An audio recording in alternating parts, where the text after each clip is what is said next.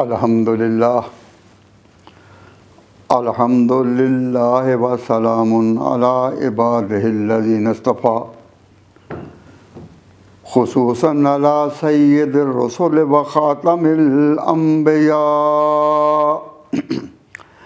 وعلی آلہ الاتقیاء واصحاب الاسفیاء اما بعد فاعوذ باللہ من الشیطان الرجیم بسم اللہ الرحمن الرحیم وما لنا الا نتوکل علی اللہ وقد ہدانا سبلنا ولنصبرن علی ما آذیتمونا وعلی اللہ فلیتوکل المتوکلون وقال الذین کفروا لرسلہم لنخرجنکم من ارضنا او لتعودن فی ملتنا فأوحى إليهم ربهم لنهلكن الظالمين ولنسكننكم الأرض من بعدهم ذلك لمن خاف مقامي وخاف وعيد واستفتحوا وخاب كل جبار عنيد من ورائه جهنم ويسقى من ماء صديد يتجرعه ولا يكاد يسيغه ويأتيه الموت من كل مكان وما هو ميت ومن ورائه عذاب غليظ صدق الله مولانا العظيم۔ اللہ تبارک و تعالیٰ جل شانہ نے ان جاہلی لوگوں کا موقف پیش کیا جنہوں نے پیغمبروں کو دیکھ کر کہا کہ آپ تو انسان ہیں جیسے ہم ہیں، تو یہ کیسے ہو سکتا ہے کہ تمہارے پاس وہ چیز آئے جو ہمارے پاس نہیں۔ تو اللہ تبارک و تعالیٰ جل شانہ نے یہ بتایا کہ کیا تم دنیا میں نہیں دیکھتے کہ انسانوں کو مختلف کاموں پر لگا رکھا ہے؟ اگر انسانوں میں کوئی امیر ہے، کوئی غریب ہے، کوئی بادشاہ ہے، کوئی فقیر ہے، کوئی کسی لائن میں ہے، کوئی کسی لائن میں، علمی کمالات میں، کچھ عملی مزدوری میں، ہم نے انسانوں کو مختلف لگا رکھا ہے۔ اگر انہی انسانوں کے اختلاف میں ایک ایسے پاک باز لوگ بھی اٹھیں جن پر خدا کا اپنا کلام اترے اور وہ سارے بنی نوع انسان کے لیے ہدایت کا پیغام بنے، تو کیا تعجب ہے؟ یا تو سارے انسان دنیا میں پہلے تم دیکھو ایک ہی جیسے ہیں؟ نہیں، ہر ایک اپنے اپنے حالات سے دوچار ہے اور ہر ایک کے ارد گرد ماحول اپنا اپنا ہے۔ تو اسی طرح انسانوں میں ہی ایک طبقہ یا انسانوں میں ہی ایسے پاک باز لوگ ہوں کہ جن کے دلوں کو اللہ تبارک و تعالیٰ نے اپنے لیے چن لیا اور ان پر اللہ تعالیٰ کا کلام اترتا ہو یا وہی آتی ہو، تو تعجب کی کیا بات ہے؟ اس قسم کی باتیں جب انہوں نے کی تو انہوں نے کہا کہ پھر ہمیں کوئی فرمائشی معجزہ دکھاؤ۔ تو وہ لوگ یہ نہیں سمجھے تھے کہ ایمان دلوں میں معجزات دیکھ کر نہیں آتا، ایمان تو اللہ تبارک و تعالیٰ کی نظر کرم جس پر ہو جائے اس کے اپنے اصول ہیں۔ اب تمہارے سامنے معجزات اتنے آئے ہیں، پھر تم یہ بات کہتے ہو کہ فرمائشی معجزے ہوں۔ تو اللہ تبارک و تعالیٰ نے فرمایا کہ پیغمبر انبیاء کو کہ تم کہہ دو کہ اللہ تعالیٰ نے اپنی خدائی طاقتیں جو ہیں وہ کسی کو تفویض نہیں کی، کسی کو عطا نہیں کی۔ خدا خدا ہے، اس نے خدائی طاقت کسی کو، معجزات جتنے بھی پیغمبر صادر ہوئے وہ فعل خداوندی سے صادر ہوئے، اللہ تبارک و تعالیٰ کے اپنے اذن سے صادر ہوئے۔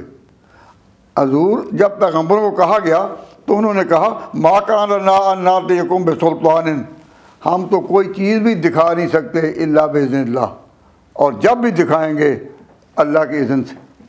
تو اصل میں طاقت کا خزانہ اور مخزن کمالات تو اللہ تبارک و تعالیٰ کی ہستی ہے۔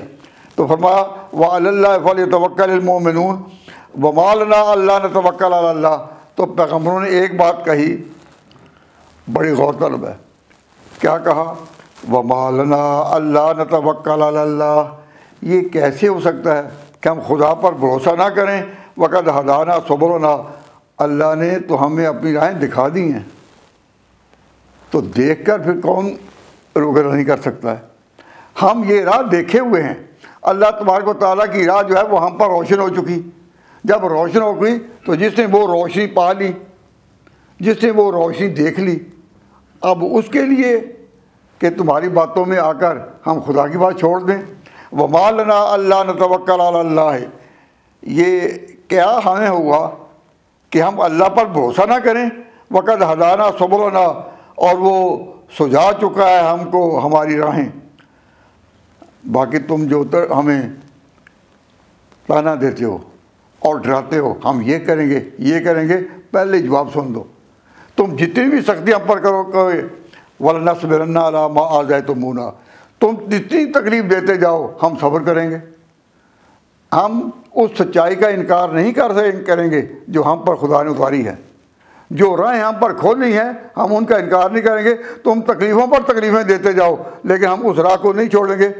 ہم کیا کریں گے؟ تمہاری تکلیفیں ہوں گی وَلَنَصْبِرَنَّ، ہم اس پر صبر کریں گے. معلوم ہوا کہ مومن کا خاصہ یہ ہے کہ اس پر جتنے بھی مصائب آئیں وہ صبر کرے اور اللہ کی راہ کو نہ چھوڑے. اور جو ایک ہی راہ پر قائم رہنا ہے اس کو کہتے ہیں علمی طور پر استقامت. استقامت کا معنی ڈٹے رہنا، کہ اپنی راہ پر قائم رہنا، اپنے راستے پر ڈٹے رہنا. حالات کتنے ہی اپنے خلاف کیوں نہ ہوں، ہوائیں کتنی اپنے خلاف کیوں نہ چل رہی ہوں، اپنی بات پر ڈٹے رہنا، یہ استقامت. اور جب استقامت کون دکھاتا ہے؟ پیغمبروں کے جواب سے معلوم ہوا کہ استقامت وہ دکھاتا ہے کہ جس کو خدا پر بھروسہ ہو، اور جس کو خدا پر بھروسہ نہیں وہ استقامت نہیں دکھا سکے گا. تو انہوں نے انبیاء نے یہ کہا کہ ہم کیسے ہو سکتا ہے کہ ہم سچائی سے پیچھے ہٹ جائیں، سچائی بیان کرنے سے، سچائی کی دعوت سے پیچھے ہٹ جائیں. وَلَنَصْبِرَنَّ، ہم صبر کریں گے عَلَىٰ مَا آذَيْتُمُونَا، جتنی تمہاری طرف سے تکلیف آئے. تو ہم جب صبر کریں گے اس کا حاصل یہ کہ ہم استقامت دکھائیں گے، اور جب استقامت دکھائیں گے تو پھر اللہ پر بھروسہ ہوگا. وَعَلَى اللَّهِ فَلْيَتَوَكَّلِ الْمُتَوَكِّلُونَ. یہ تو جواب دیا پیغمبروں نے. اب ان کا جواب ہے جہاں سے آج کا مضمون شروع ہوتا ہے. وَقَالَ الَّذِينَ كَفَرُوا لِرُسُلِهِمْ. کافروں نے پھر اپنے پیغمبروں کو یہ کہا. کیا معنی؟ کافروں نے اپنے پیغمبروں کو یہ کہا. اس پر غور کریں اس کا کیا معنی ہے. اس کا معنی یہ ہے کہ ہر حلقہ کفر نے اور ہر زمانے کے کافروں نے اپنے پیغمبر کو کہا، پھر دوسروں نے اپنے کو کہا، اور تیسروں نے اپنے کو کہا. تو سب نے ایک ہی جگہ اکٹھے ہو کر نہیں کہا. قال الذین کفروا لرسلہم سے ظاہر سے معلوم ہوتا ہے کہ گویا سب نے مل کر اپنے رسولوں کو کہا، حالانکہ رسولوں کو جو کہا وہ اپنے اپنے وقت میں، اپنے اپنے دائرے میں، اپنے اپنے حلقے میں اور اپنے اپنے حالات میں. کیا کہا کافروں نے؟ لَنُخْرِجَنَّكُم مِّنْ أَرْضِنَا، ہم تمہیں اپنی بستی سے نکال دیں گے. خدا کے نام کی دعوت دینے والوں اور آسمانی خبریں لانے کا دعویٰ کرنے والوں، ہم تم کو نکال دیں گے. لَنُخْرِجَنَّكُم مِّنْ أَرْضِنَا، ہم تمہیں نکال دیں گے اپنی زمین سے. أَوْ لَتَعُودُنَّ فِي مِلَّتِنَا، یا تم پھر آ جاؤ ہمارے ہی دین میں جو ہمارا پہلے چلا آ رہا ہے. جو ہمارا پہلے چلا آ رہا ہے یا اسی میں آ جاؤ، نہیں تو ہم تمہیں نکال دیں گے. تو کیا تانا دیا ان کو، کیا ڈراوا دیا؟ ہم تمہیں نکال دیں گے. نبی پاک صلی اللہ علیہ وسلم جن پر یہ قرآن اترا، ان کے بارے میں انہوں نے صرف یہی بات نہیں، اللہ تعالیٰ فرماتے ہیں کہ انہوں نے بڑی خفیہ تدبیر کی حضور کے بارے میں. کیا تدبیر کی؟ کہ یا یثبتو کا، یا تجھے مکہ میں کسی جگہ یہ بالکل قید کر دیں گے کسی جگہ کہ باہر نکلنا بند کر دیں، یہ پریشانی کی انتہا ہوگی. او یقتلو کا، یا تجھے قتل کر دیں، او یخرجو کا۔ فرمایا وَإِيَمْكُرُ بِكَ الَّذِينَ كَفَرُوا، کہ کافر لوگ یہ تدبیر کر رہے تھے کیا، ان یثبتو کا، قید کر دیں، او یقتلو کا، قتل کر دیں، او یخرجو کا، یا تجھے نکال دیں۔ تو فرمایا وَيَمْكُرُونَ، کہ یہ اپنی خفیہ تدبیریں کر رہے تھے کہ وہ کریں یا وہ کریں وہ کریں۔ یمکرون، یہ اپنی تدبیریں کر رہے تھے، وَيَمْكُرُ اللَّهُ، اور اللہ اپنی تدبیر کر رہا تھا۔ تو اللہ تعالیٰ نے یہ خفیہ تدبیر کا لفظ جو ہے قرآن کریم میں 2 ہی پیغمبروں پر بولا ہے، یہ 2 ہی پیغمبروں پر ہے یہ لفظ۔ ایک آیا ہے یہ حضرت عیسیٰ بن مریم کے بارے میں، اور ایک آیا حضور کے بارے میں۔ عیسیٰ بن مریم کے بارے میں وہ کیا کر رہے تھے، بنو اسرائیل کیا کر رہے تھے، یہودی علماء کیا کر رہے تھے۔ عیسیٰ بن مریم نے جب صدا اٹھائی اور خدا کے نام کی آواز دی، انہوں نے تدبیر کی بڑی خفیہ، کیا کہ تورات کے تعلیمات اور اس کی آیات میں یہ تھا کہ جو پھانسی کی سزا پائے وہ لعنت کی موت مرتا ہے۔ پہلے سے تورات میں یہ بات چلی آ رہی تھی کہ اس قسم کی جو سزا پائے وہ لعنت کی موت مرا۔ تو یہ جو کہتا ہے مسیح مریم کا بیٹا کہ میں پیغمبر ہوں، اس کو کسی طرح سولی چڑھا دو، ساری دنیا اور تورات کے ماننے والے جان لیں گے کہ یہ کون تھا، کیونکہ خدا کی طرف سے تورات میں یہ بات ہمیں ملتی ہے کہ جو سولی پر آئے وہ لعنت کی موت مرتا ہے۔ تو انہوں نے خفیہ تدبیر کی، کیا تدبیر کی کہ اس پر کچھ ایسے الزامات لگاؤ کہ یہ حکومت کے جو افسران ہیں، حکومت کے جو نمائندے ہیں، ان کے خلاف اثر پھیلاتا ہے، بغاوت پھیلاتا ہے، کسی طرح اس کو سزا ہو جائے اور سزا ہو پھانسی کی، تاکہ تورات کے مطابق ہم کہہ سکیں کہ یہ خدا کا پیغمبر نہیں۔ تو انہوں نے خفیہ تدبیر کی، کیا کہ کسی طرح بھی ہو اس کو پھانسی تک پہنچا دیں، اور سارے وہ کام کرتے رہے، یہودی مقدمہ چلاتے رہے، اپنے مقدمہ کو کبھی کرنے کے لیے وہ دلائل اور حالات فراہم کرتے رہے، یہاں تک کہ حکم ہو گیا کہ اس کو پھانسی دے دیا جائے۔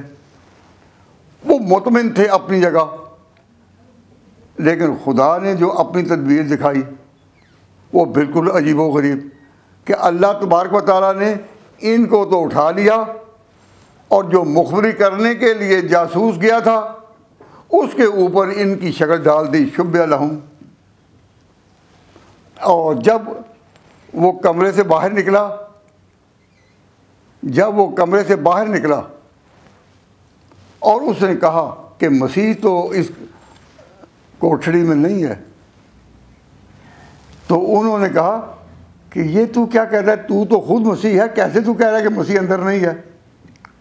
وہ کہتا ہے نہیں، میں تو وہ ہوں اور یہ میرا نام ہے، میں تو آیا ہوں اسی لیے۔ انہوں نے کہا اب باتیں نہ بنا، چل، اور پکڑ کر لے گئے اور اس کو سولی چڑھا دیا۔ تو اب انہوں نے تو تدبیر کی تھی، اور اللہ نے پھر کیسی تدبیر کی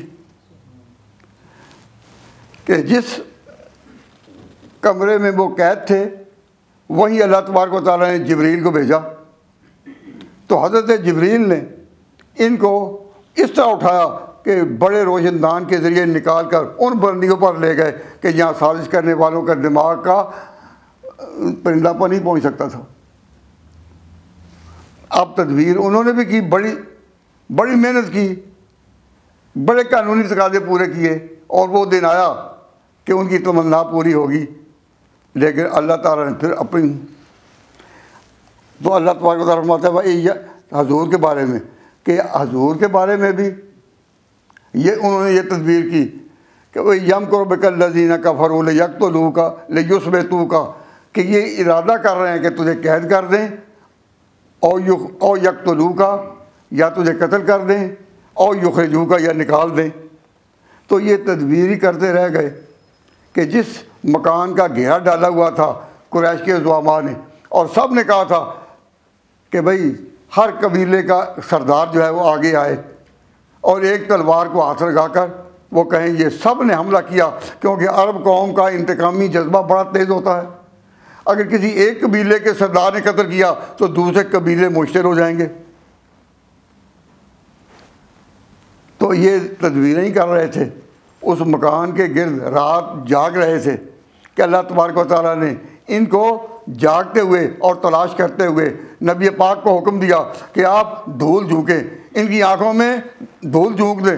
تو آپ نے دھول جھونکی، ان کی آنکھیں دیکھ نہ سکیں، اور سب کے پیرے کے اندر سے اللہ تبارک و تعالیٰ حضور کو نکال کر سیدھے آپ ابو بکر صدیق کے گھر میں پہنچے اور ان کو لے کر ہجرت پر چل گئے، اور یہ صحیح سمجھ رہے تھے کہ اندر ہیں۔ تو اللہ تعالیٰ نے فرمایا تم تو تدبیریں کر رہے تھے کہ یا قید کر دیں گے یا قتل کر دیں گے یا نکال دیں گے۔ تو اللہ تبارک و تعالیٰ اپنی یمکر الذین کفروا لیثبتوک او یقتلوک او یخرجوک ویمکرون ویمکر اللہ واللہ خیر الماکرین۔ یا اللہ تعالیٰ نے اپنی تدبیر دکھائی عیسیٰ بن مریم کے بارے میں، اور یا دکھائی ان کے بارے میں، اور سارے پیغمبروں کی جب باری ہے تو یہ بات نہیں ہوئی تدبیر دو کے بارے میں۔ اب یہاں یہ بات اس بات پر غور کریں، وقال الذین کفروا لرسلہم، کافروں نے اپنے پیغمبروں کو رسولوں کو کہا لنخرجنکم، ہم نکال دیں گے تم کو من ارضنا، اپنی زمین سے۔ تو وہ جو تین باتیں حضور کے بارے میں کی عام پیغمبروں کے خلاف ان کی امت یوں ہی گویا ہوئی، یوں ہی انہوں نے کہا او لتعودن فی ملتنا فاوحی الیہم ربہم۔ پھر اللہ تعالیٰ نے وحی کی کن کی طرف؟ رسولوں کی طرف۔ اوحا الیہم، ان پیغمبروں کی طرف خدا نے وحی کی، ربہم کیا؟ لنہلکن الظالمین، کہ ہم ان ظالموں کو جو ظلم کرتے ہیں، جو زیادتی کر رہے ہیں، ہم ان کو غارت کریں گے۔ وَلَنُسْكِنَنَّكُمُ الْأَرْضَ، اور ہم تمہیں ان کی جگہوں میں، انہی کی زمینوں میں، ان کے مکانوں میں، ان کی جاگیروں میں، یہاں ہم تمہیں بسائیں گے، ان کو برباد کریں گے اور ہم تمہیں بسائیں گے۔ من بعدہم، ان کے بعد، ذالک لمن خاف مقامی و خاف وعید، تو کامیابی کا یہ مرتبہ ان کو ملے گا، خاف مقامی، جو مجھ سے میرے سامنے حاضری سے ڈرتے ہوں۔ مقام کا معنی ہوتا ہے کھڑا ہونا۔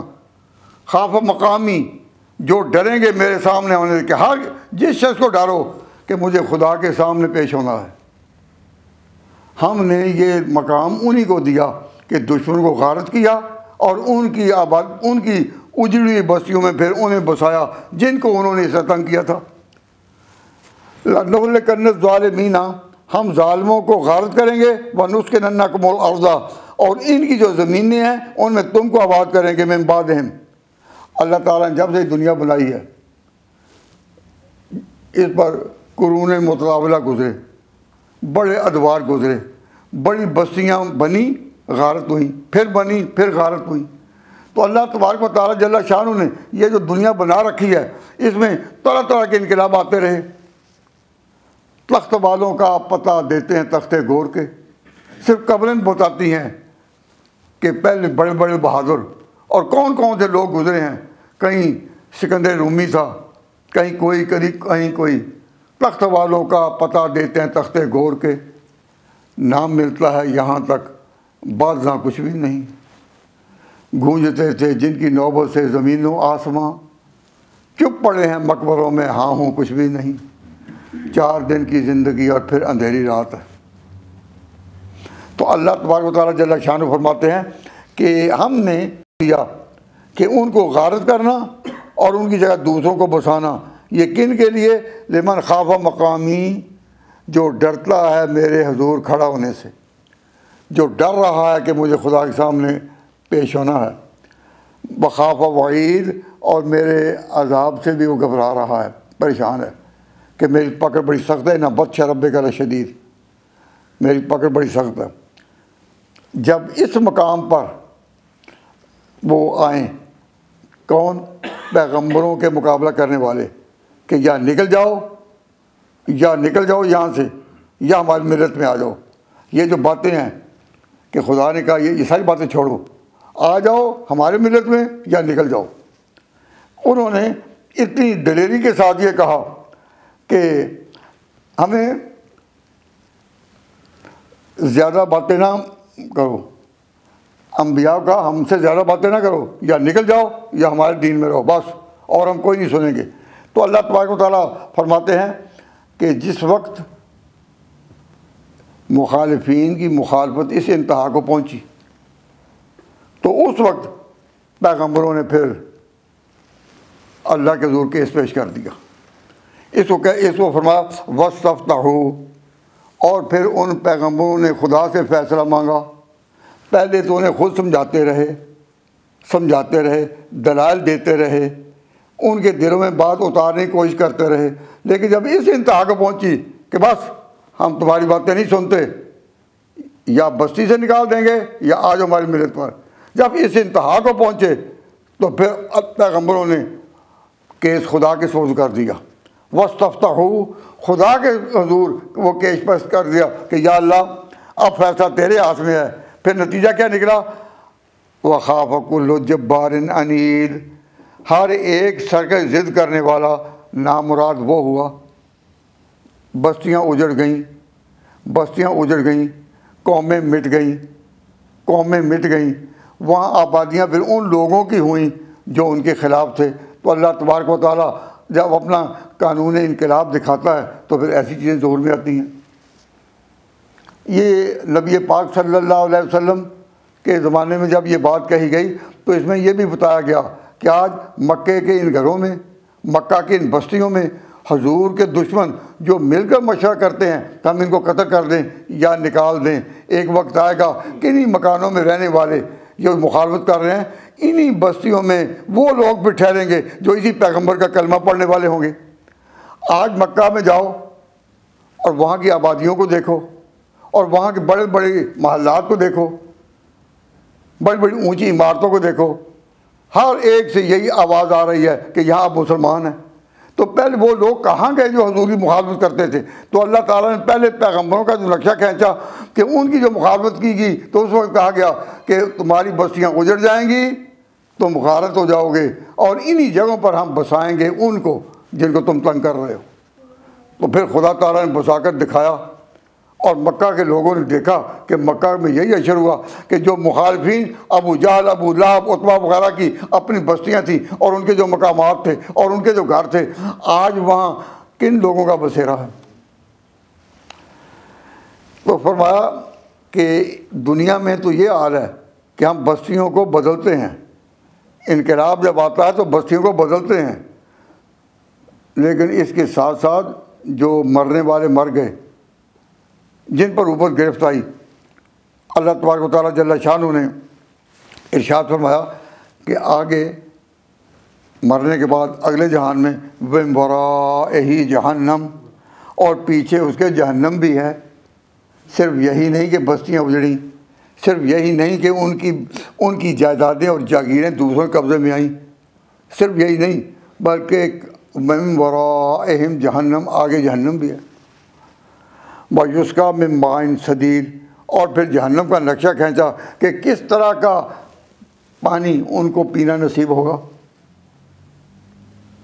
تو یہ جو فرمایا کہ ہر سرکش اس میں ناکام ہوا، تو یہ سمجھیں کہ ناکام ہوا کہ کسی باطل کو اللہ تبارک و تعالیٰ نے ایسا عروج نہیں دیا کہ ہمیشہ کی اس کی بادشاہی ہو۔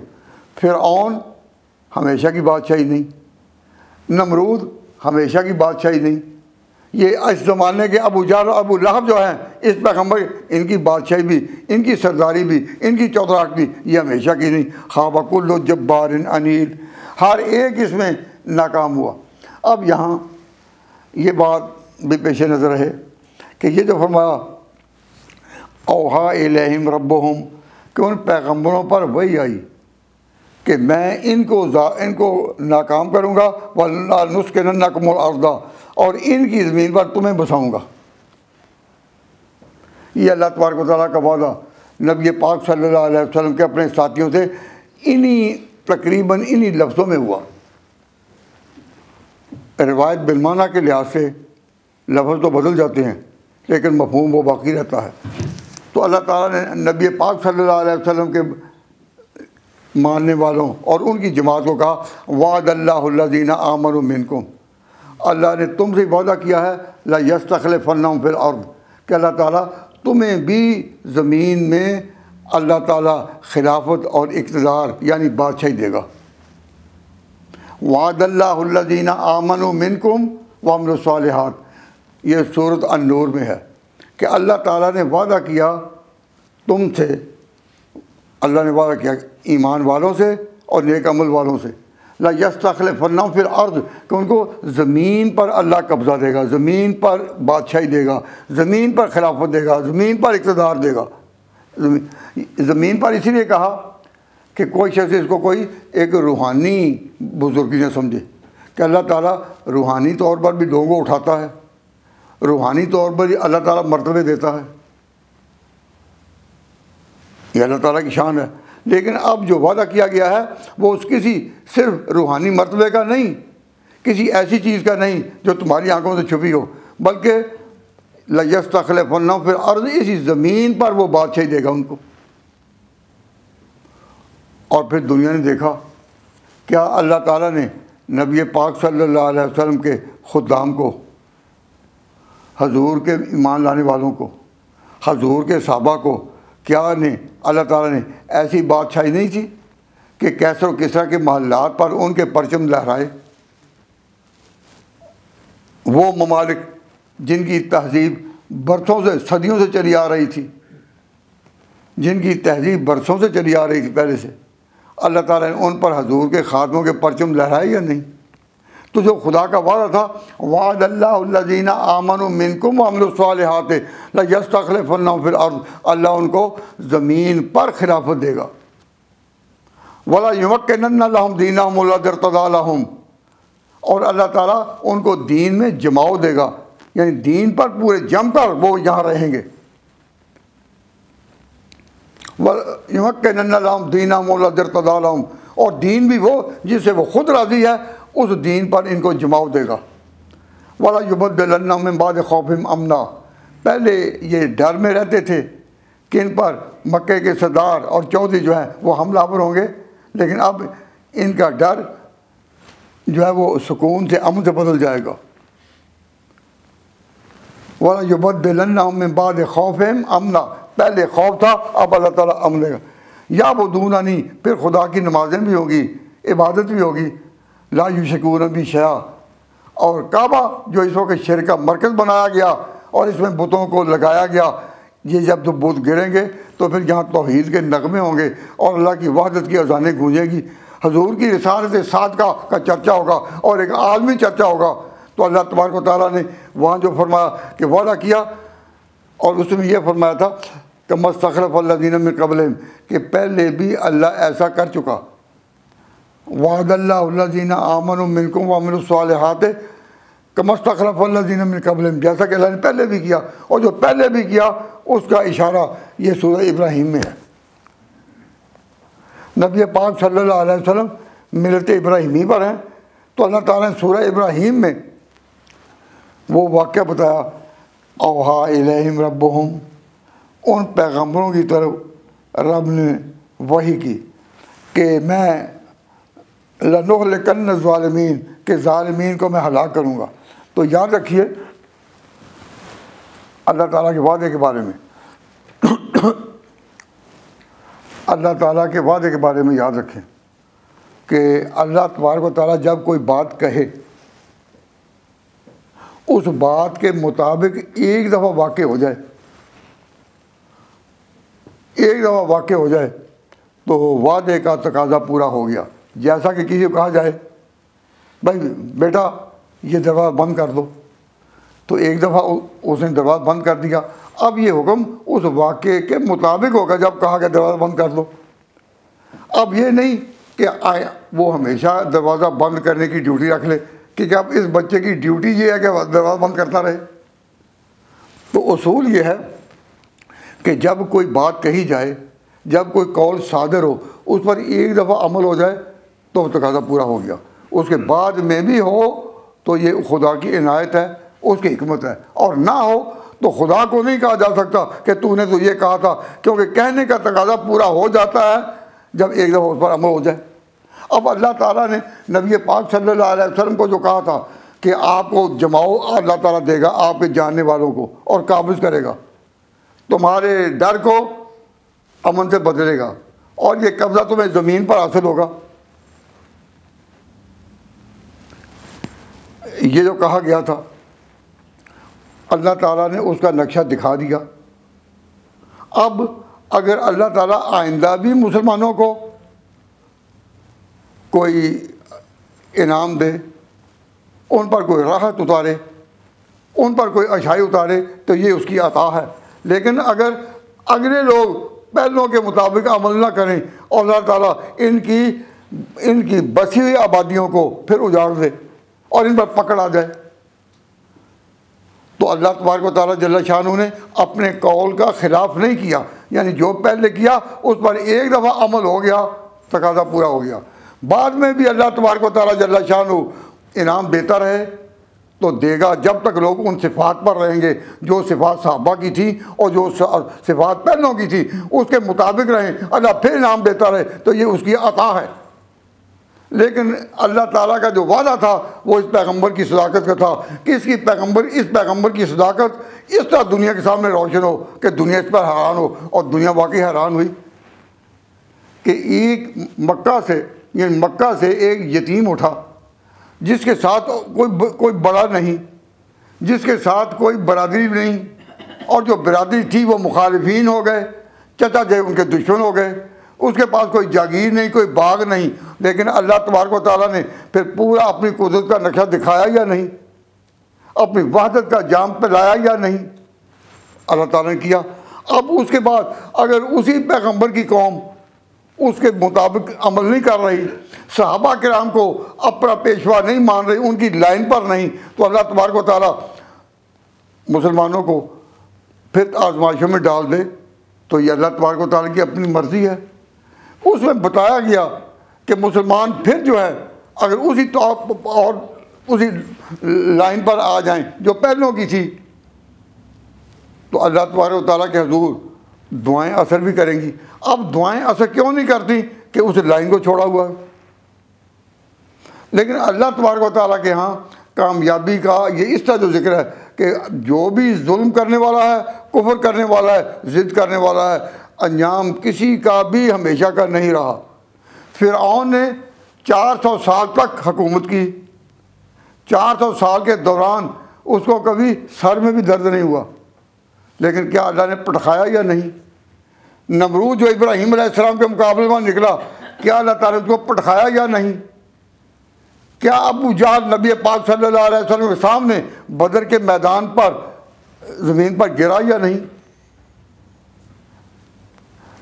تو اللہ تعالیٰ نے قرآن پاک میں یہ بتایا کہ باطل کتنے عروج پر کیوں نہ آ جائے، بادشاہ لوگ جو ہے کتنی بلندی پر کیوں نہ آ جائیں، لیکن انجام کیا ہے؟ خاب کل جبار عنید، ہر شخص جو جبر کے ساتھ، طاقت کے ساتھ، ضد کے ساتھ آئے گا، اناد کے ساتھ آئے گا، انجام اس کا خیر نہیں ہے۔ اب لوگ حیران ہوتے ہیں کہ آج مسلمانوں کے ساتھ کیا ہو رہا ہے، اور اس بات کو سوچتے نہیں کہ مسلمان خود اس بات پر قائم ہے یا نہیں جو صحابہ کرام سے ملی تھی، جو چلی تھی۔ تو اللہ تبارک و تعالیٰ جل شانہ نے تو صاف لفظوں میں قرآن پاک میں وعدہ دیا، وعدہ اردو میں بھی اس لفظ کو ہم استعمال کرتے ہیں، کوئی اوپرا لفظ نہیں ہے، وعد اللہ الذین، اللہ نے وعدہ دیا ایمان والوں کو اور نیک عمل کرنے والوں کو کہ اللہ تبارک و تعالیٰ ان کو زمین پر بادشاہ بنائے گا، یعنی خلافت دے گا، اقتدار دے گا، وعدہ ہے، اور اللہ نے پھر دیا۔ تو جن کو دیا ان کے بارے میں ہم یقین کرتے ہیں کہ وہ ایمان والے بھی تھے اور نیک اعمال والے بھی تھے، ایمان والے بھی اور نیک اعمال والے بھی۔ کیوں؟ جس پر جزا مرتب ہوئی ہے کہ یہ ہوگا تو یہ جزا ہوگی، لَيَسْتَخْلِفَنَّ فِي الْأَرْضِ، تو جس پر یہ جزا مرتب ہوئی ہے وہ حقائق ہیں، حقیقتیں ہیں۔ تو ارشاد ہوتا ہے، اللہ تعالیٰ فرماتے ہیں کہ یہ مقام پھر کن کو؟ ذالک من خاف مقامی، جو مجھ سے ڈرتے ہیں، وخاف وعید، اور میری پکڑ سے ڈرتے ہیں۔ اب مسلمان جو ہیں ان کو اگر یہ نصرت نہیں ملتی، اس زمانے کے مسلمانوں کو اگر یہ نصرت نہیں مل رہی، تو یہ بھی دیکھو نا، قرآن پاک نے تو شرط بیان کی کہ یہ انہی کو ملے گی جو میرے حضور آنے سے ڈرتے ہیں، اور جو کہیں کہ پتہ نہیں وہاں حاضر بھی ہے یا نہیں، جانا بھی ہے یا نہیں، ان کو ایمان میں شک ہو، پھر وہ توقع رکھے کہ ہم پر انعام کی وہ بارش کیوں نہیں ہوتی جو پہلے ہوتی رہی، تو یہ ان کی اپنی کم عقلی ہے۔ وَاسْتَفْتَحُوا، بہرحال پیغمبر جب آئے اس مقام پر اپنی قوم کو دیکھا، انہوں نے پھر معاملہ خدا کے سپرد کیا۔ کیا مانا؟ کیا مانا؟ اس کا معنی یہ ہے کہ اب جو کچھ انہوں نے اپنا انہوں نے صبر کرنا تھا، توکل دکھانا تھا، اپنے کام میں لگے اور ان کی تکلیفات برداشت کرتے رہے، اذیتوں کو برداشت کرتے رہے، انتہا جب ہو گئی تو پھر انہوں نے معاملہ خدا کے سپرد کیا۔ اللہ تبارک و تعالیٰ نے ہر نبی کو موقع دیا کہ تیری ایک دعا قبول ہوگی، اور ایسا موقع آیا کہ پیغمبروں نے پھر خدا کے حضور دعا کی۔ یہ حضرت موسیٰ علیہ السلام نے جو دعا کی وہ قرآن پاک میں دوسرے مقام پر غالباً سورہ یونس کی آیت نمبر 88، اس میں موسیٰ علیہ السلام کی دعا جو ہے وہ منقول ہے۔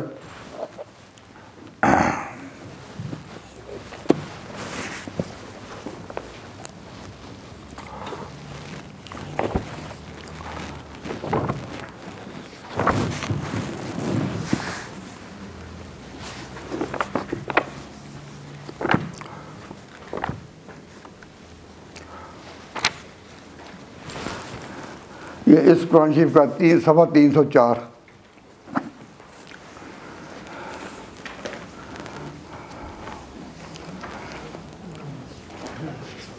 صفحہ 304 دوسری سطر۔ وقال موسیٰ ربنا انک آتیت فرعون وملأہ، اے پروردگار تو نے فرعون کو دی اور اس کی جماعت کو دی زینت و اموال فی الحیات دنیا، اور ان کو مال ہی مال و دولت دنیا کا ان کے نام کر دیا۔ ربنا لیضلوا عن سبیلک، اے پروردگار یہ اس لیے لیضلوا عن سبیلک کہ اپنی دولت کے سہارے کہ اتنی دولت اور اتنا مال ہمارے پاس ہے، اسی غرور میں تیرے بندوں کو تیری راہ سے بھٹکاتے رہیں۔ ربنا، اے ہمارے پروردگار، لیضلوا عن سبیلک، ربنا اطمس علی اموالہم واشدد علی قلوبہم فلا یؤمنوا حتی یروا العذاب العلیم، ان کو مٹا دے، برباد کر دے، ان کے مالوں پر اپنی قدرت کا ہاتھ ڈال۔ ربنا اطمس علی اموالہم واشدد علی قلوبہم فلا یؤمنوا، پھر ان کے نصیب میں بھی ایمان نہ رہے، حتی یروا العذاب العلیم، جب تک اگلے جہاں کا نقشہ ان کے سامنے نہ آ جائے۔ یہ کس نے کہا؟ موسیٰ علیہ السلام نے۔ کب کہا؟ جب ابتدائی ساری منظریں کہ موسیٰ علیہ السلام جب شہر میں تھے تو حکومت کو اور فرعون کو کہتے رہے کہ بنی اسرائیل کو تم واپس شام جانے کی اجازت دے دو، لیکن قبطی لوگ جو تھے مصر کے، یہ انہوں نے بلیک میلنگ کے لیے ان کو رکھا ہوا تھا کہ بنی اسرائیل یہاں رہیں، مزدوری پوری کریں اور ویجز ان کو کم ملے، بلیک میل کر کے ان کا فائدہ اٹھائیں، اس لیے وہ ان کو جانے نہیں دیتے تھے۔ اور پھر دعویٰ بھی کہ ہم فرعون کا خدائی دعویٰ۔ تو اس طرح بنی اسرائیل پر زیادتیاں ہوتی رہیں، اور جب موسیٰ علیہ السلام سمجھاتے رہے، تبلیغ کرتے رہے، سارے مصائب کو انہوں نے برداشت کیا، اور جب انتہا آ گئی، انتہا جب اس سے آگے کوئی اور موقع ہی نہیں تھا، پھر انہوں نے معاملہ خدا کے سپرد کر کے خدا کے آگے ہاتھ پھیلائے، اے کہا ربنا انک آتیت فرعون وملأہ۔ بس یہ کب؟ جب اللہ تبارک و تعالیٰ کے حضور انہوں نے یہ عرض پیش کر دی اور خود ارادہ کر لیا خدا کے اوپر کہ یہاں سے چلیں اور پیچھے سے فرعون چلا. پھر وہ گھڑی آپ پہنچی جس پر اللہ تبارک و تعالیٰ کسی ظالم کو معاف نہیں کیا کرتا. جب پیغمبروں نے کیس ہی اپنا سپرد کر دیا خدا کے اس مقام پر, تو پھر حضرت موسیٰ علیہ السلام نے ابھی ہاتھ پھیلا اور کہا کہ اس طرح ان پر اے اللہ تو اپنی طرف سے مصیبت اتار دے کہ یہ پھر ایمان بھی ان کے نصیب نہ رہے جب تک کہ اگلے جہان کا عذاب نہ دیکھ لیں. اللہ تعالیٰ نے اسی وقت کہا قد اجیبت دعوتکما, تمہاری دعا قبول کر لی گئی. حضرت موسیٰ علیہ السلام کے ساتھ اس دعا کے موقع پر حضرت ہارون ان کے بھائی تھے, وہ کھڑے تھے. دعا تو ایک نے کی لیکن چونکہ ان کے ساتھ کھڑے وہ تھے, اللہ نے کہا قد اجیبت دعوتکما, تم دونوں کی دعا جو ہے اللہ نے قبول کر لی. فاستقیما, اب تم استقامت سے رہو اپنی بات پر. ولا تتبعان سبیل الذین لا یعلمون وجاوزنا ببنی اسرائیل البحر فاطمہ. تو پھر عبور کیا موسیٰ نے پھر عبور کیا دریا کو, اور دریا نے رستہ دے دیا. دریا نے رستہ دے دیا ہوں فرعون پیچھے پیچھے چلا ہوا جنود ہو اور اس کی فوجیں بھی بغیم وادوا حتی اذا ادرکہ الغرق. اور جب غرق ہونے کا وقت آ گیا, موسیٰ پر غرق ہونے کا وقت آ گیا, اللہ نے جس پانی کو کہا تھا اے پانی تو رستہ دے دے, جب فرعون نے وہاں قدم ڈالا تو اللہ تعالیٰ نے اسی پانی کو حکم دے دیا کہ اے پانی کے دونوں کناروں تم مل جاؤ. ادرکہ الغرق, اور وہ وقت آ گیا جو فرعون کی غرق ہونے کے لیے پہلے سے طے ہو چکا تھا. تو اللہ تعالیٰ نے قرآن کریم میں نوح علیہ السلام کے بھی کہ نوح علیہ السلام 950 سال کے قریب آواز دیتے رہے. 950 سال. جب ساری منزلیں پوری گزری پھر وقت آ گیا کہ انہوں نے خدا کو آواز دی اور اس کے کیس اس کے سپرد کر دیا. پھر ایسا طوفان آیا کہ جتنے بھی مخالف تھے سب ڈوب گئے اور بچے وہی جو نوح کی کشتی میں تھے. لوط علیہ السلام کی قوم نے بھی جب انتہا کر دی تو لوط علیہ السلام کا نجنی و اہلی, اے اللہ تو مجھے اور میرے گھر والوں کو بچا لے, اب کیس تیرے سپرد ہے. تو وہ مقام جو انتہا کا ہو جس کے بعد پیغمبر بھی پھر خدا کو آواز دیتے ہیں. تو اللہ تبارک و تعالیٰ نے ان آیات میں اس کی خبر دی اور فرمایا کہ جب اس مقام پر وَاسْتَفْتَحُوا انہوں نے پھر کیس جو تھا فیصلہ اللہ تعالیٰ سے مانگا, فتح پھر اللہ تعالیٰ سے طلب کرنے لگے. اور یہ جو دشمن تھے انہوں کو بھی کوئی شرم نہیں آئی کہ ہاں ہم اتنا حقیقت کا انکار کر رہے ہیں. انہوں نے بھی الٹی زبان میں کہا تمسخر کے ساتھ کہ اچھا جو کرنا تم کر لو, اجل لنا کتنا, ان الفاظ کے ساتھ انہوں نے پیغمبروں کی بات میں ہاں انہوں نے کہا اے اللہ فیصلہ تیرے سپرد ہے. تو انہوں نے تمسخر کے ساتھ کہا ہاں خدا کو بلاؤ جو کرنا کر لے. اس مقام پر پھر خدا کا عذاب اترتا ہے. تو اللہ تعالیٰ نے فرمایا کہ وَاسْتَفْتَحُوا انہوں نے فیصلہ خدا سے مانگا پیغمبروں نے بھی, اور انہوں نے تمسخر کے ساتھ کہا کہ ہاں جو تم کہہ رہے ہو اسے کر دکھائے خدا. وَخَابَ كُلُّ جَبَّارٍ عَنِيدٍ مِّن وَرَائِهِ جَهَنَّمَ, پیچھے اس کے پھر دوزخ. وَيُسْقَىٰ مِن مَّاءٍ صَدِيدٍ, اور اس کو اللہ تعالیٰ فرماتے ہیں یسقا پلائے جائیں گے یہ من ماء صدید, پیپ کا پانی, یتجرعہ جو یہ گھونٹ پئیں, ولا یکاد یسیغہ اور وہ ان کے حلق سے نہ اترے گا, ویاتہ الموت من کل مکان اور ہر طرف سے ان پر موت وارد ہوگی. وما هو بمیت لیکن وہ مریں گے نہیں. یہاں دنیا میں انسان موت سے ڈرتا ہے اور ہر وہ بات جس سے موت کا اشارہ ملتا ہو, جس سے موت کی کچھ بو آتی ہو, اس سے ڈرتا ہے اور بچتا ہے, اور وہاں موت کو ترسے گا کہ جب انتہائی طور پر وہاں پانی کی بجائے پیپ اور گرم احساس پیاس کہے گا کہ تو اس کو پی, لیکن وہ پیا نہ جائے گا, نہ حلق سے اترے گا. وَيَأْتِهِ الْمَوْتُ اور اس پر موت ہر طرف سے آ رہی ہوگی. وَمَا هُوَ بِمَيِّتٍ لیکن وہ مرے گا نہیں. کہا جائے گا کہ مطلب دنیا میں دنیا میں ہر وہ چیز جو موت کا اشارہ دے تم اس سے ڈرتے تھے، آج تم موت کو ترسو گے، موت کو ترسو گے، آواز دو گے کہ موت آ جائے، لیکن وہ موت نہیں آئے گی، بالکل نظام بدل جائے گا۔ فرمایا وَمِن وَرَائِهِ عَذَابٌ غَلِيظٌ، اور اس کے پیچھے ہے عذاب سخت، اس کے پیچھے ہے عذاب سخت۔ تو اللہ تبارک و تعالیٰ جل شانہ فرماتے ہیں مَثَلُ الَّذِينَ كَفَرُوا بِرَبِّهِمْ، کہ اللہ تبارک و تعالیٰ کا جنہوں نے انکار کیا ان کی دنیا میں جو محنتیں ہیں ان کی حقیقت کیا ہے کہ جس طرح کوئی پتھر ہو نا، پتھر پر کچھ خاک پڑی ہو تو ذرا سی ہوا بھی لگے، پھونک بھی آئے تو وہ اڑ جائے گی، اور بارش آئے تو خاک کا نام و نشان نہیں رہے گا۔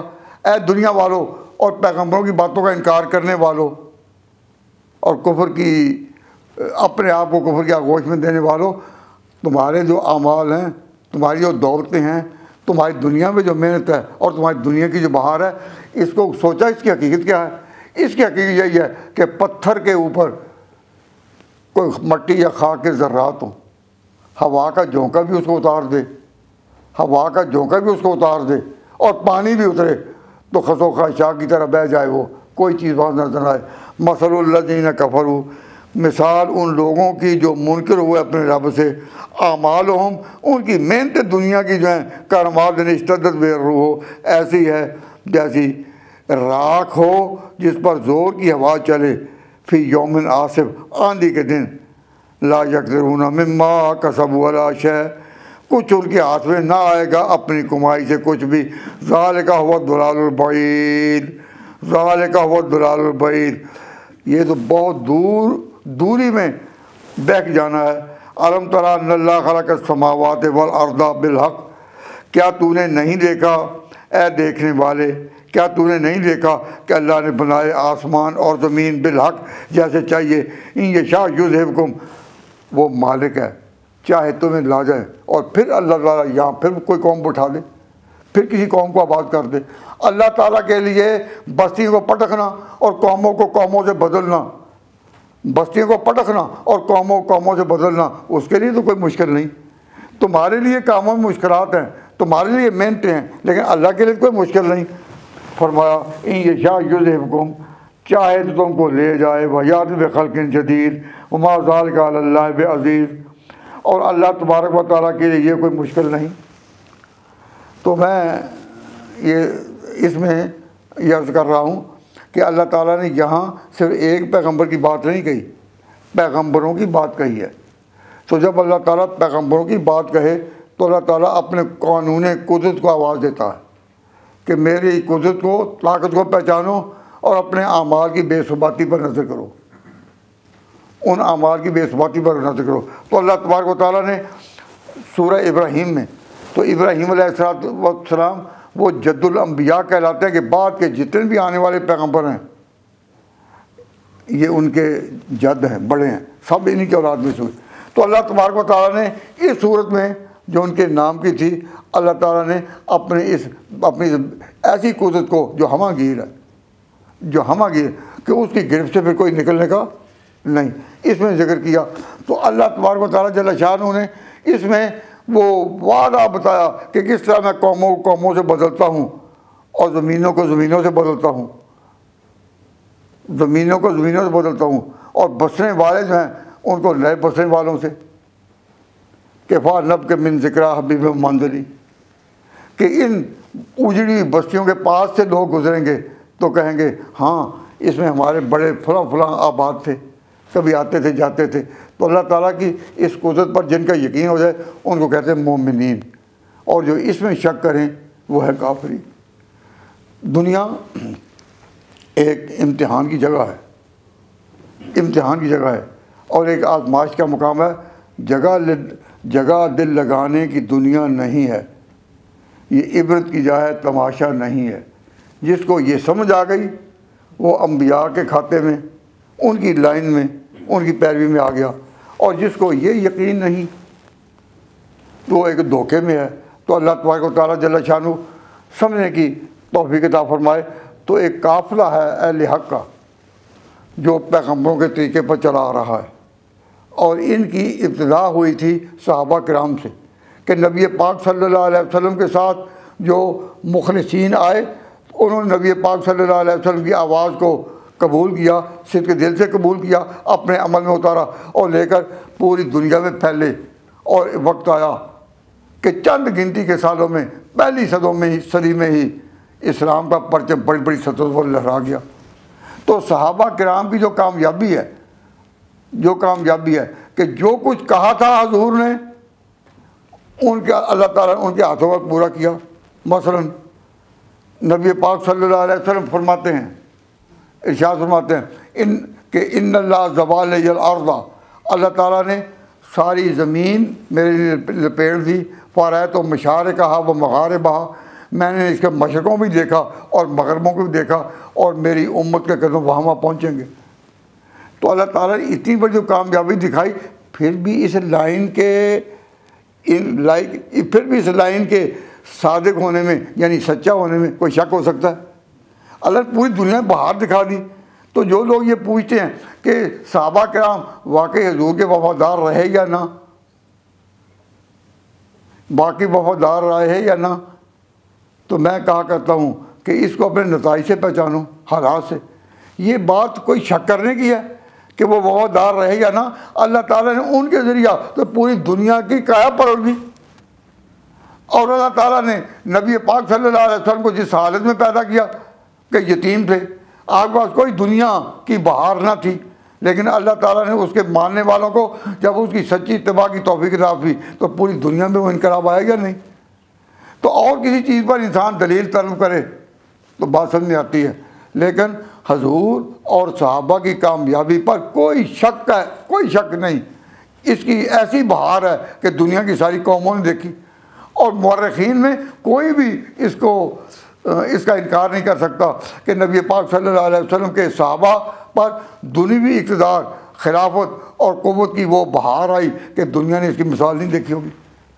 تو کتنی بڑی نادانی ہے کہ لوگ ان کے بارے میں بھی یہاں تک کہ جی آخر میں سارے حضور کو چھوڑ گئے تھے اور حضور کے جنازہ میں صرف 4-5 آدمی تھے۔ اب علم کی بات تو اپنی جگہ کہ تاریخ میں یہ ہے یا نہیں، لیکن عقل بھی کوئی سوچو نا، کیا انسان عقل سے بھی نہیں کہ اگر آخری وقت میں حضور کے ساتھ 4-5 رہ گئے ہوتے تو اسی پیغمبر کے نام کا پرچم جو ہے وہ روم میں، شام میں، مصر میں، یمن، ہر جگہ لہراتا؟ کیا افریقہ کے حبشیوں سے جو صحابہ نے ٹکر لی اور اپنی جان کی کسی قربانی سے انہیں دریغ نہیں کیا، کیا ان کے لیے ہو سکتا ہے ان کا نصیب کہ جو حضور سے وفادار نہ ہو؟ یہ بات کوئی شخص بھی جس سین مائنڈڈ ہو، جو دیانتداری کے ساتھ اپنے دماغ سے بات کرے، وہ نہیں کہہ سکتا کہ حضور کو امت چھوڑ گئی تھی، صرف جنازے میں 4-5 آدمی تھے۔ اور جو لوگ تاریخ کے دریچوں میں جھانکتے ہیں، دیکھنے کی کوشش کرتے ہیں کہ کیا واقعی 4-5 تھے، میں ان کی عقل پر حیران ہوتا ہوں کہ یہ کوئی بات تحقیق کرنے کی ہے؟ کیا عقلیں کام نہیں کر رہی؟ چلتا سورج سامنے آ رہا ہے اور اپنی تابانی سے پوری کائنات کو منور کر رہا ہے، اور پھر یہ سوچ رہا کہ کیا اس کی روشنی پھیلی ہے یا نہیں؟ جناب محمد مصطفیٰ کی روشنی اس طرح پھیلی۔ آج آپ لوگ یہ قرآن کے گرد جو دائرہ بنائے بیٹھے ہیں اور اتنی بڑی تعداد میں مختلف علاقوں سے، مختلف جگہوں سے کہاں آ رہے ہیں آپ؟ ان ملکوں میں جو مغرب کے ملک ہیں، جو یعنی مغربی ممالک ہیں۔ تو اس نبی پاک صلی اللہ علیہ وسلم کے امت کے لوگ جب یہاں بھی آ پہنچے، امریکہ بھی جا پہنچے، دنیا کا کوئی گوشہ ایسا نہیں جا پہنچے، تو یہ بہار کس کی پکار کی ہے؟ یہ اسی پکار کی ہے جو پکار محمد مصطفیٰ کی تھی، جو اذانیں بلال کی تھیں اور دین کی طرف دعوت تھی، اسی پر ساری دنیا نے اپنے اپنے وقت میں، اپنے اپنے حالات میں لبیک کہا، اور آج کتنی کثیر آبادی حضور کا کلمہ پڑھنے والوں کی اس ملک میں موجود ہے۔ تو یاد رکھنا اس میں اپنے کلچر کو کہ ہم ایک قوم ہیں، ہم ایک امت ہیں، ہم حضور کی ایک امت ہیں۔ اپنے ملکوں سے وہ کتنے دور ہم آ گئے، لیکن ہم حضور کی امت ہیں۔ اس اپنی قومی حیثیت کو، اس اپنی قوت کو کہ ہم حضور کی جماعت ہیں، اس پر اگر استقامت دکھاؤ، کتنی بھی آزمائشیں آ جائیں، لیکن اس پر قائم رہو کہ ہم حضور کی امت ہیں، تو مسلمانوں کو ان دیار غیر میں بھی کبھی کسی قسم کا کوئی اندیشہ نہیں۔ لیکن یہ جو احساس مسلمانوں میں آہستہ آہستہ مردہ ہو رہا ہے کہ ہم حضور کی امت ہیں، حتیٰ کہ بڑے لوگ دولت مند کئی ایسے بھی ہم نے دیکھے کہ جو کہتے ہیں جی ہم مکان وہاں لیں گے جہاں دور دراز تک کوئی اپنا آدمی مکان میں نہ بستا ہو، تاکہ معلوم ہو کہ ہم کوئی بڑے اونچے ہو گئے۔ اب تو جب اپنے امت ہونے کے احساس سے ہم اس قدر دور چلے گئے، تو اللہ تبارک و تعالیٰ جل شانہ بھی اگر ایسا ہی معاملہ ہمارے ساتھ کرے تو پھر خدا کے بعد میں تو کوئی شکوہ نہیں ہونا چاہیے۔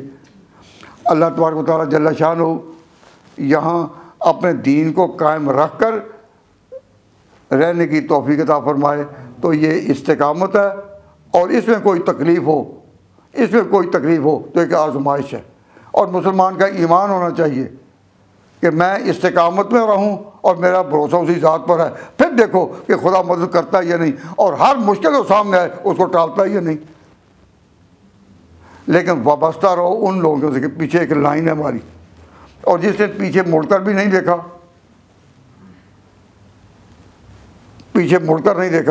تو مجھے مسٹر پرویز کا ایک جملہ یاد آیا۔ وہ کہتا ہے کہ دین میں یہ چیز نہیں کہ تم پیچھے دیکھو، یہ ہے کہ تم آگے دیکھو۔ ہمارا اسی سے اختلاف ہے، ہم کہتے ہیں پیچھے دیکھو، وہ کہتے ہیں آگے دیکھو۔ اور جو پیچھے دیکھتے ہیں ان کو اپنے ذہن میں خواہ وہ مزدور ہوں، خواہ وہ فیکٹری کے ورکر ہوں، لیکن کم از کم اپنے دین میں اپنی تاریخ کا اتنا نقشے کہ ہم کون تھے، کہ ہم اتنا پتہ تو ہونا چاہیے کہ ہم کون تھے۔ اب میں نے ایک اس میں نقشہ اور اس کی طرف توجہ سے دلا رہا ہوں کہ مسلمانوں کو اگر تاریخ کتابوں میں پڑھ لیں، عربی کی یا انگریزی کی تاریخیں پڑھنے کی نوبت نہیں، لیکن ذہن میں تو بات رہے کہ ہم غلام کس کے ہیں، بتائیے، ہم امت کس کی ہیں، ہم کس کی لائن پر چلنے والے ہیں۔ تو ہم نبی پاک صلی اللہ علیہ وسلم کے امتی ہیں۔ یہ وہ چیز ہے کہ جس پر آج بھی امریکہ کی گستاخ فلم کے مقابلے میں مسلمان ہر طبقے کے اکٹھے ہوئے یا نہیں، کیوں کہ ہم مسلمان ہیں۔ لیکن مسلمانوں کا یہ قافلہ حضور کی دعوت لے کر کس طرح چلا؟ حضور کے شاگردوں میں 12 صحابہ ایسے تھے جن کو کہ اپنے وقت میں فقہ کے امام مانا جاتا ہے۔ یہ نبی پاک صلی اللہ علیہ وسلم کا اسم گرامی اور اس کے نیچے ان 12 صحابہ کا نام ہے، اور ان کا تعارف بھی ہو جائے، ان صحابہ کا نام بھی آپ کے سامنے ہو جائے، اور وہ کس طریقے پر دین کی لائن پر چلے ہیں۔ یہ وہ 12 کی فہرست ہے، 12 کے نام بھی اور ان کا مختصر کام بھی۔ اور پھر اس کے بعد دور کن کا آتا ہے؟ تابعین کا، تو تابعین کے نام ہیں۔ پھر ان کے بعد کس کا دور آتا ہے؟ اماموں کا۔ ان میں امام ابو حنیفہ رحمۃ اللہ علیہ اپنی جگہ حدیث اور فقہ کے امام ہیں، اور ان کے آگے پھر محدثین ہیں، وہ آتے ہیں۔ تو امام بخاری رحمۃ اللہ علیہ، امام ابو حنیفہ رحمۃ اللہ علیہ کے بعد ایک بڑی مدت کے بعد پھر امام بخاری سامنے، امام ترمذی، امام نسائی، یہ سارے ہیں۔ تو ہماری ایک پوری لائن ہے۔ کیا وجہ کہ ہمارے نوجوان، ہمارے ساتھی جو ہیں، وہ اپنے دین کی اس پوری عمارت کہ ہمارا پیچھا کیا ہے اس پر غور نہیں کرتے۔ تو میں اسی بات پر اپنی بات ختم کرتا ہوں۔ کبھی یہ نوجوان مسلم تدبر بھی کیا تو نے، وہ کیا گردوں تھا تو جس کا ایک ٹوٹا ہوا تارا، وہ کیا گردوں تھا۔ اس کو پڑھو، یہ انگریزی میں ہے۔ پہلے تقریباً 30-40 سال سے میں نے یہ دعوت پھیلائی اردو میں، اور مجھے بتایا گیا کہ حضرت مولانا سید اسد مدنی رحمۃ اللہ علیہ نے ہندوستان میں 1 لاکھ کے قریب وہ یہ چارٹ تیار کرا کر پورے ہندوستان میں ہر جگہ انہوں نے پہنچائے، صرف مسلمانوں کو آواز دینے کے لیے کہ اے مسلمانوں تم جانو کہ تمہارا ماضی کیا ہے۔ اگر ماضی پیچھے دیکھو گے تو آپ ایک قوم ہیں، اگر ادھر نہیں دیکھو گے ہم ایک قوم نہیں۔ اپنی جگہ رہو، کتنے اچھے کیوں نہ رہو، نماز روزے کے پابند کیوں نہ رہو، لیکن ہم افراد ہیں، امت نہیں۔ امت تبھی ہے کہ آپ ملیں۔ اب کئی لوگ درس میں کئی لوگ درس میں آتے نہیں. میں نے ان کو کہا جو ملنے والے تھے, ان کو کہا کہ بھائی تم آتے کیوں نہیں؟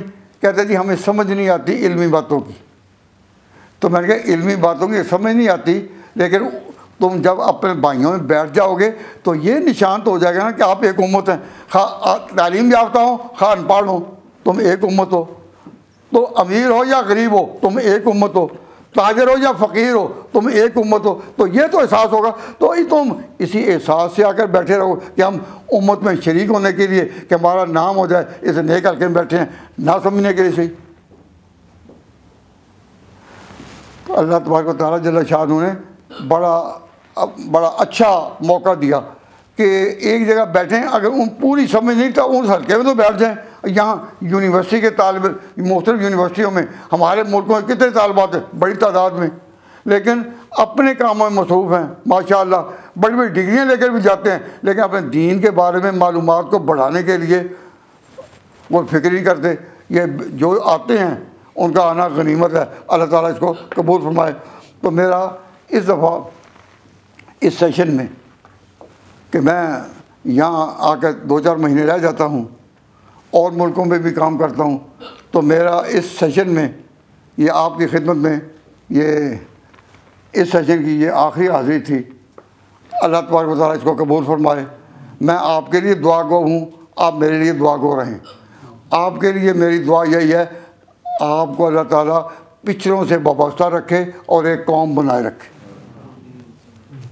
اور آبزروینس اس میں میری یہ ہے کہ اگر آپ کتنی نیک کیوں نہ ہوں لیکن قوم بن کر نہ رہیں ان ملکوں میں, تو آپ ذرے تو ہیں پر صحرا نہیں, قطرے تو ہیں پر دریا نہیں.